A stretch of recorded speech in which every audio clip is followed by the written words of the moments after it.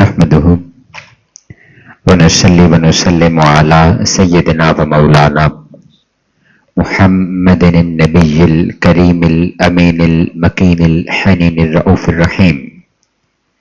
أما بعد فأعوذ بالله من الشيطان الرجيم. بسم الله الرحمن الرحيم.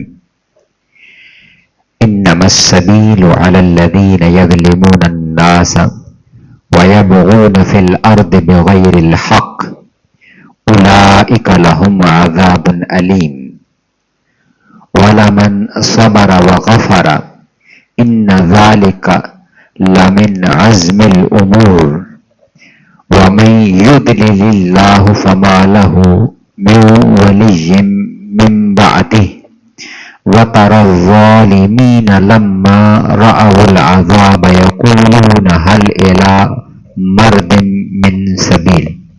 صدق اللہ مولانا العظیم. ان اللہ وملائکتہ یصلون علی النبی یا ایہا الذین آمنوا صلوا علیہ وسلموا تسلیما. اللہم صلی وسلم وبارک علی نبینا وحبیبنا محمد وآل محمد. الصلاۃ والسلام علیک یا سیدی یا رسول اللہ وعلی آلک واصحابک یا سیدی یا حبیب اللہ. الصلاۃ والسلام علیک یا سیدی یا رحمت للعالمین وعلی آلک واصحابک یا سیدی یا شفیع المذنبین یا خاتم النبیین. اللہ جل مجدہ کے فضل و کرم اور کریم آقا صلی اللہ علیہ وآلہ وسلم کے نالان مبارکہ کے تصدق سے بحمدہ تعالی جمعۃ مبارک اس عظیم بابرکت دن اللہ رب العزت کے حضور اس کے گھر میں اس کا اور اس کے پیارے حبیب صلی اللہ علیہ وآلہ وسلم کا ذکر کرنے کے لیے ہم موجود ہیں. ہماری ان نشستوں کا موضوع چل رہا تھا علامات قیامت و دور فتن، اور یہ ہماری آخری چند نشستوں میں سے ایک نشست ہے. اس میں جو علامات فتن ہیں وہ شاید ہم آج کی نشست میں ان کو ختم کر دیں، اور اس کے بعد جو قیامت کی پھر بڑی نشانیاں ہیں، 10 بڑی نشانیاں کہ جو متصل جڑی ہوئی ہیں اور جن کے بعد فوری طور پر اللہ رب العزت کے حکم کے مطابق قیامت آ جانے والی ہے، ان کا ذکر ہم اگلی 1 سے 2 نشستوں میں ہم کریں گے. اور آج کی نشست ہماری یہ بھی بڑی اہمیت کی حامل ہے. بڑی ہم توجہ کے ساتھ ان حالات کو دیکھیں جن کا ذکر آقا علیہ الصلوۃ والسلام نے اپنی احادیث میں فرمایا ہے، اور ہمارے حالات کا، ہمارے دور کا نقشہ کھینچا ہے اور اس کو بیان فرمایا ہے کہ اس دور کے اندر کیا کیا ہونے والا ہے. اور یہ وقت ایسا وقت کہ جو فتنوں کا دور ہے، جس میں ایمان کو بچانا، اس کی حفاظت کرنا بہت مشکل ہے. اور اس کا طریقہ کار کیا ہے کہ ہم کس طرح اپنے ایمان کی حفاظت کریں. یاد رکھیے کہ یہ ان امور کے اوپر بات کرنا اس لیے بہت ضروری ہے کہ عام طور پر ہماری توجہ اپنی روٹین لائف میں اس طرف نہیں جاتی.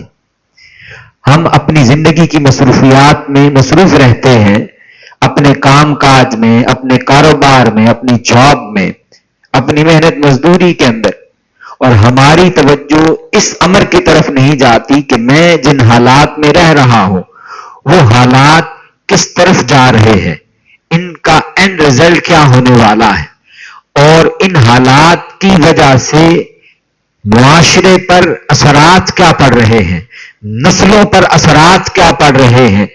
ہم نے اپنی نسلوں کے ایمان کی حفاظت کیسے کرنی ہے، خود اپنے ایمان کی حفاظت کیسے کرنی ہے، خود کو ان ظاہر ہونے والے فتنوں سے جن کا ہمیں روٹین لائف میں ادراک نہیں ہوتا، ہمیں خبر نہیں ہوتی، ہماری توجہ نہیں جاتی.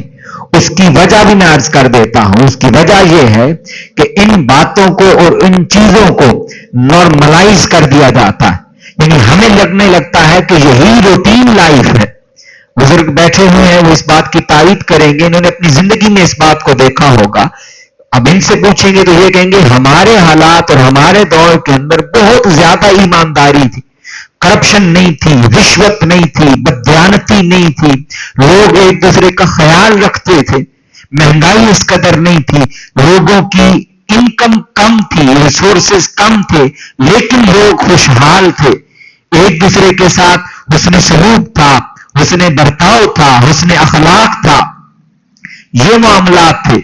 लेकिन चलते चलते इन्हीं में और हम सब ने अपनी जिंदगी में देखा कि ये चीजें आहिस्ता आहिस्ता खत्म होती चली गई और हमने इस जिंदगी को अपना लिया, हमने इसी को रूटीन लाइफ समझ लिया है।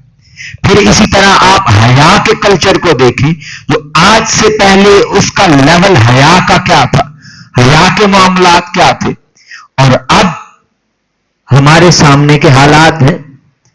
जो कुछ भी कर लें और नस्लें जो कुछ भी कर रही हैं और जो कुछ नौजवान कर रहे हैं, कोई पूछने वाला नहीं, कोई मना नहीं कर सकता, किसी की जरूरत नहीं है कि वो किसी से सवाल कर सके इस मुताबिक।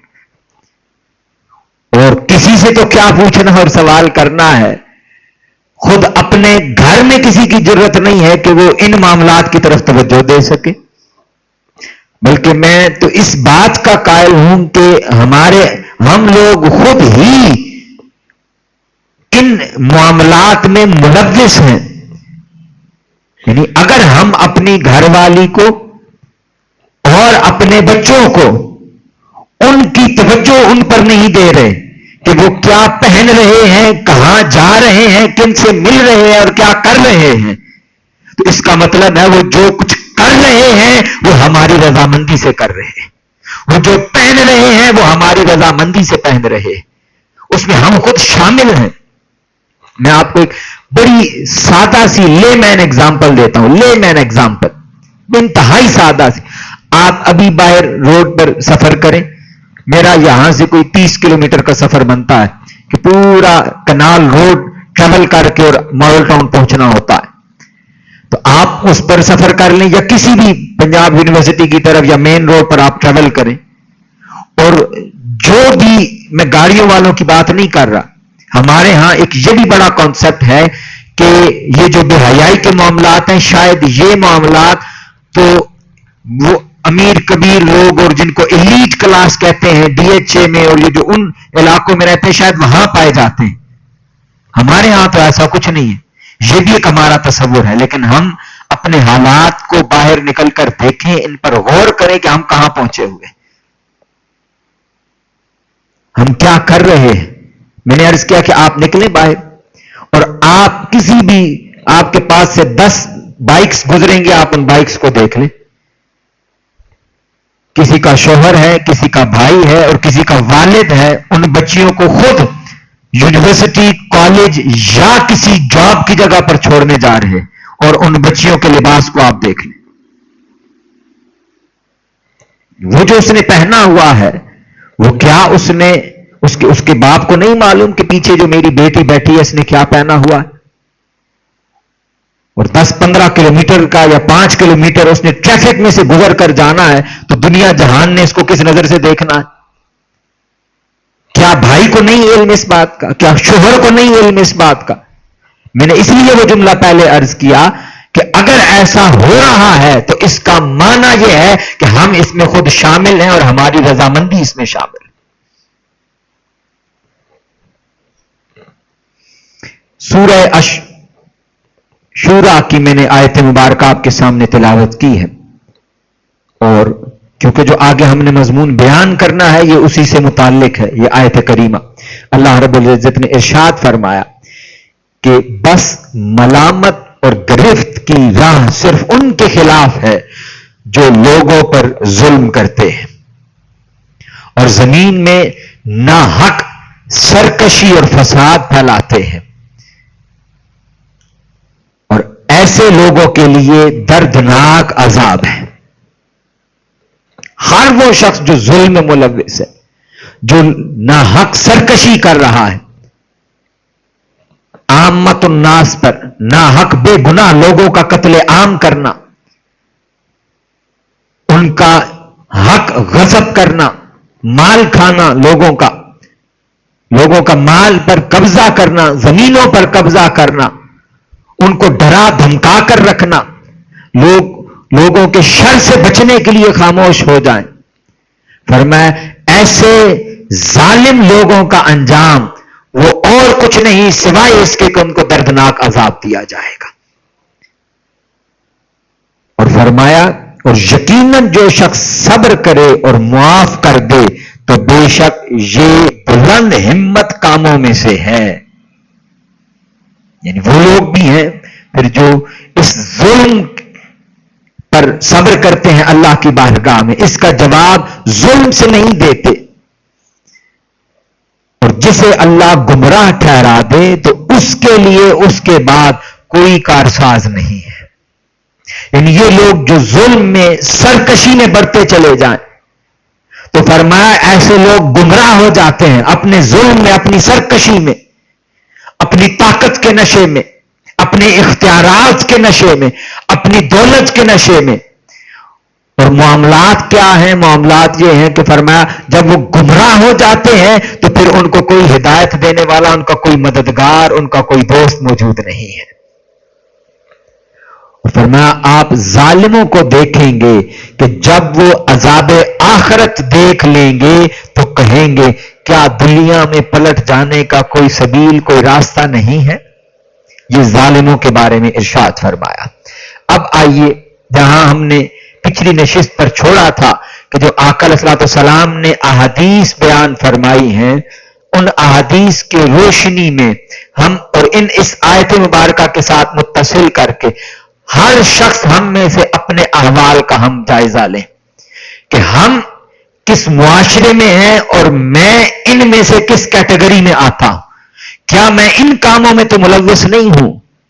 आका अलैहिस्सलाम जिसकी निशानदेही फरमा रहे हैं तो इसका यह माना नहीं कि यह होना है, यह यकीनन होना है, लेकिन हमने यह देखना है कि हम इन लोगों में से ना हो जाएं जिनका जिक्र हुजूर फरमा रहे हैं, बल्कि हम उनसे बच जाने वाले लोगों में से हो, हिदायत के रास्ते पर हो। उसका मैं इंशाअल्लाह गुफ्तगू के इख्तिताम पर उसका जिक्र करूंगा। अब आका अलैहिस्सलाम की हदीस फरमाया ईमानदारी इस तरह खत्म हो जाएगी। सुनिएगा जो मैंने आगे बात की कि ईमानदारी का एक दौर था, एक वक्त था। ईमानदारी इस तरह खत्म हो जाएगी कि ईमानदारी की मिसाल देने के लिए सिर्फ एक आदमी जिंदा होगा। आप पूरी ईमानदारी से बताएं कि क्या हम आज बाहर निकलकर हमारे मुआशरे में हम किसी एक भी फर्द की मिसाल दे सकते हैं कि जी ईमानदारी है तो वो फलां शख्स है जी, वो जिंदा मिसाल आज भी मौजूद है हमारे सामने कि उसकी ईमानदारी की मिसाल पूरे मुआशरे के अंदर मौजूद है। मिन हैसो मजमू पूरी कौम और तमाम अफराद इल्ला माशाअल्लाह चंद अफराद को छोड़कर हम बहसीयत कौम इस बददियानती और ख़यानत में मुलव्विस हो चुके हैं। हजरत हुज़ैफा बिन यमान रदी अल्लाह ताला अन्हु कहते हैं आका अलैहिस्सलाम ने इरशाद फरमाया एक अच्छा भला ईमानदार आधी रात को सोएगा और उसके दिल से ईमानदारी निकाल दी जाएगी। ये कुर्ब क़यामत के हवाले से आका अलैहिस्सलाम फरमा रहे कि एक शख्स ईमानदार होगा, रात को सोएगा ईमानदारी की हालत में, लेकिन शैतान वसवसे डालेगा, पूरी नहीं पड़ रही, सुबह बिल देना है, फलां खर्चा पूरा करना है, तो इसको कैसे मैनेज किया जाए, फलां ने पैसे दे दिए हैं, अब इनको कैसे गबन इनमें किया जाए, इनको कैसे इस्तेमाल किया जाए। और सुबह तक शैतान जो वसाविस ज़हन के अंदर वसवसे डालता है, सारी प्लानिंग उसके मुताबिक चलती है, अकल के घोड़े दौड़ाए जाते हैं और सुबह तक उसका पूरा एक नक्शा और एक प्लान सामने होता है कि इसको मैंने इस तरह एग्जीक्यूट करना है। ये आका अलैहिस्सलाम फरमा रहे कि एक शख्स रात को ईमानदार सोएगा, लेकिन जब सुबह को बेदार होएगा तो ईमानदारी उसके दिल में से निकल जाएगी। बस एक स्याह दाग की तरह ईमानदारी का निशान बाकी रह जाएगा। और फरमाया अगले रोज सोएगा तो रही से ही ईमानदारी भी उसके दिल में से उठा ली जाएगी और सिर्फ आबला यानी जैसे एक छाला होता है और उसका पीछे एक निशान रह जाता है, फरमाया एक हल्का सा निशान बाकी रह जाएगा। और जिस तरह आग का एक अंगारा अपने पांव पर लगने से आबला یعنی پھوڑا بن جاتا ہے، پھول جاتا ہے، تو جس کا نشان ہوتا ہے لیکن اس کے اندر کچھ نہیں ہوتا. پھر فرمایا قیامت کے قریب لوگ خرید و فروخت کریں گے لیکن ان میں ایمانداری نہیں ہوگی. آپ دیکھیں ہم معاشرے میں باہر نکلتے ہیں، ہم خود دیکھ لیں کہ ہم کہیں کہ فلاں دکان ہے، ہم 100% یقین سے کہتے ہیں ہم وہاں سے جا کر مال خریدیں گے، ہمیں 100% بہترین اچھی کوالٹی کا مال ملے گا. کوئی ایک دکان، کوئی ایک بڑا سٹور آپ دیکھ لیں، وہ چاہے الیکٹرانکس ہو، چاہے گروسریز ہو، چاہے آپ نے کوئی پھل سبزی خریدنا ہو، چاہے آپ نے کوئی گھر کی اپلائنسز خریدنی ہو، ہر شخص دوسرے کے بارے میں شک میں مبتلا ہے کہ اچھی چیز، اچھی کوالٹی کی چیز، پائیدار چیز کہاں سے ملے گی. کھانے پینے کی چیزیں ہیں، کسی ایک فرد کو بھی نہیں پتا 100% کہ میں جو کھا رہا ہوں میں کیا کھا رہا ہوں. بس اللہ کے توکل پر ہم لوگ خرید رہے ہیں اور کھا رہے ہیں. کوئی علم نہیں کہ یہ جو چیز ہم نے کھائی ہے یہ حقیقت میں کیا ہے. اور آقا علیہ السلام نے اس کی نشاندہی آج سے 1400 سال پہلے فرمائی.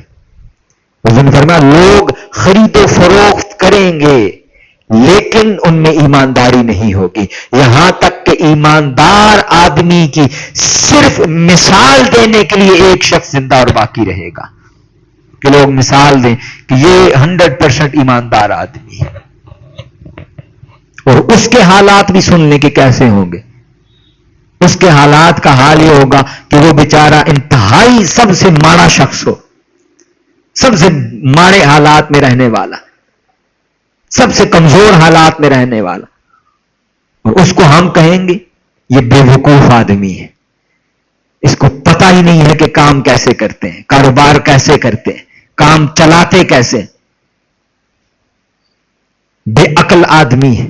اس کو ایماندار آدمی کو بے وقوف سمجھا جاتا ہے کیونکہ وہ سچ بولتا ہے، وہ جھوٹ نہیں بولتا.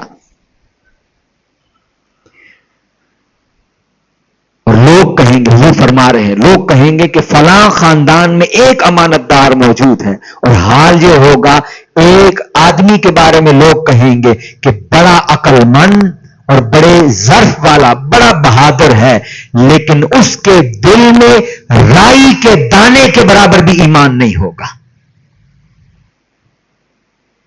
آپ کے ذہن میں چیزیں گھوم رہی ہوں گی ایسے کہ ہم یہ بھی کرتے ہیں، یہ بھی کہتے ہیں، یہ بھی دیکھتے ہیں، فلاں کے بارے میں یہ سوچتے ہیں، اور آقا علیہ السلام کی آپ فرامین مقدسہ کو دیکھ لیں. حضرت حذیفہ کہتے کہ مجھ پر ایک ایسا وقت گزر چکا ہے کہ مجھے اس بات کی قطعاً پرواہ نہیں تھی کہ کس سے تجارت کروں کس سے نہ کروں. اگر مسلمان ہوتا تو اسلام اسے مجبور کرتا کہ وہ بے ایمانی نہ کرے، اور عیسائی ہوتا تو اسے حاکم مجبور کرتے کہ وہ بے ایمانی نہ کرے. لیکن اب تو میں صرف فلاں ایک دو آدمی کے ساتھ تجارت کرتا ہوں. اور یہ بات صحابی رسول حضرت حذیفہ فرما رہے ہیں، جو آقا علیہ السلام سے براہ راست جنہوں نے یہ بات سنی، تو 1400 سال آج سے پہلے کے بارے میں اگر وہ فرما رہے ہیں کہ میں صرف ایک سے دو لوگوں کو جانتا ہوں کہ ان کے ساتھ بزنس کیا جا سکتا ہے، یہ ایماندار لوگ ہیں، تو تصور کیجئے ہمارے حالات کا عالم کیا ہوگا. یہ اللہ رب العزت نے اپنے کرم سے اور آقا علیہ السلام کی رحمت نے پردے ڈال کر ہمارے عیب چھپائے ہوئے ہیں.